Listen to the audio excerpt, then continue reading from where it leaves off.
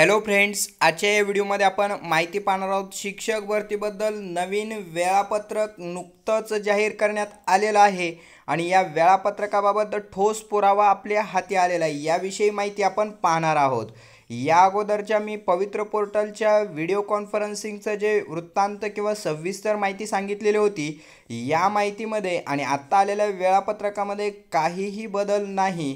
ज्यावेळेस मी व्हिडिओ कॉन्फरन्सिंगची माहिती सांगितली त्यावेळेस बऱ्याच विद्यार्थ्यांच्या मनामध्ये शंका होत्या की त्यामध्ये कोणत्याही प्रकारचा पुरावा नव्हता। मात्र आत्ता या बातमीवरून आपल्या ठोस पुरावा मिळाला असून शिक्षक भरतीचं जे त्यावेळेस सांगितलेलं वेळापत्रक होतं ते वेळापत्रक आणि आत्ता आलेलं वेळापत्रक अगदी तंतोतंत बरोबर आहे। त्याबद्दल आपण माहिती आजच्या या व्हिडिओमध्ये आपण पाहणार आहोत। तत्पूर्वी तुम्ही आमच्या एज्युकेशन अँड स्पोर्ट्स या चॅनलला अद्याप सबस्क्राईब केलं नसेल तर सबस्क्राईब करायला विसरू नका। पाहूया शिक्षक भरतीचा मुहूर्त ठरला, सवर्ण आरक्षण आणि आंतरजिल्हा बदलीचा अडथळा। शिक्षण विभागाने शिक्षक भरती 3 फेब्रुवारीपासून सुरू करण्याचा कार्यक्रम निश्चित केला आहे। दरम्यान भरतीच्या प्रतीक्षेत असलेल्या भावी गुरुजींनी आगामी निवडणुकांच्या आचारसंहितेपूर्वी भरती मार्गी लावावी, अन्यथा निवडणुकात हिसका दाखवू असा इशारा DTED BEd स्टुडंट असोसिएशनचे राज्याध्यक्ष संतोष मगर यांनी दिला आहे।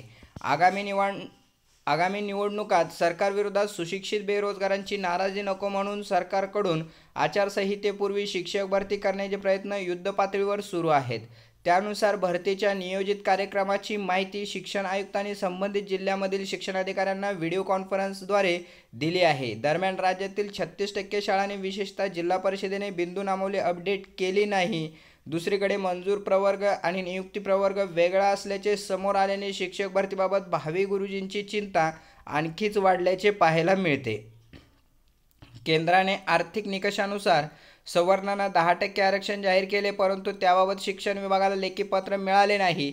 त्यामुळे शिक्षक भरतीत हे आरक्षण लागू होईल का याबाबत शिक्षण विभाग संभ्रमात आहे। दुसरीकडे आंतरजिल्हा बदलीचा तिसरा टप्पाही पार पडणार असल्याने नियोजित वेळापत्रकानुसार पार पडेल की नाही याची उत्सुकता लागली आहे।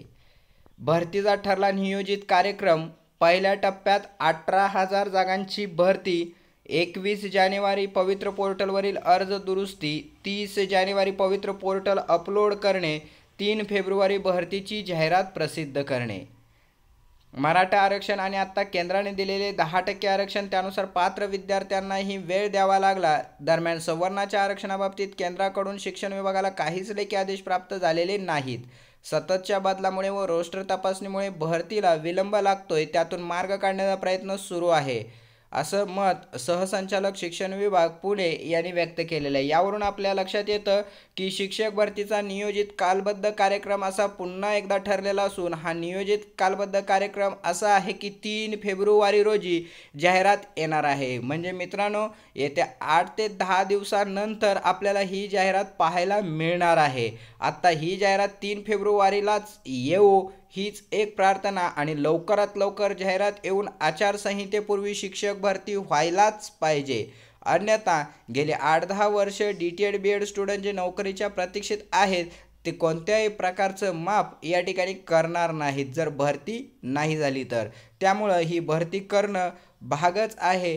त्यामुळे या भरतीविषयक आता आचारसंहिता असेल किंवा आंतरजिल्हा बदली असेल किंवा 10% आरक्षण असेल, या सर्व बाबीचा सरकारने सडेतोडपणे विचार करून लवकरात लवकर मार्ग काढून शिक्षक भरतीची जाहिरात पब्लिश करावी। अधिक माहितीसाठी तुम्ही आमच्या चॅनलला अद्यापही सबस्क्राईब केलं नसेल तर सबस्क्राईब करायला विसरू नका। धन्यवाद।